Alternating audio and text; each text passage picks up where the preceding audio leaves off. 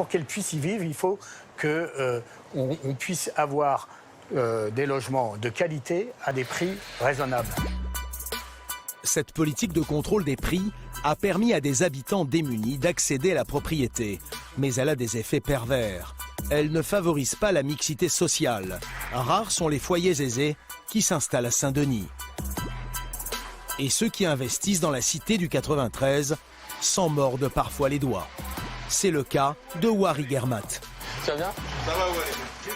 À 43 ans, cet ancien trader possède à Saint-Denis plusieurs biens immobiliers, notamment cette petite boutique qui est aujourd'hui fermée. C'est un local dans un immeuble haussmannien. Il fait 71 mètres carrés. Il y a une grande pièce principale avec une grande vitre. Ça, c'était la deuxième pièce qui sert de bureau. Et derrière, il y a encore une autre pièce. Wari a acheté ce local commercial il y a 13 ans. Il l'a payé 89 000 €.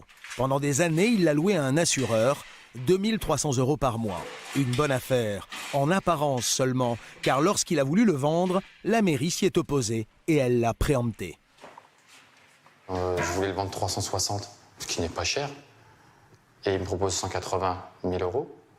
Je perds théoriquement 180 000 €. Je sais pas, ils doivent penser que je travaille dans le pétrole, que l'argent, je le ramasse. Voilà. Ils m'ont proposé 180 000 € en moins. Normal. C'est dégueulasse. Parce qu'ils interviennent dans la vente entre deux particuliers sans aucune raison valable.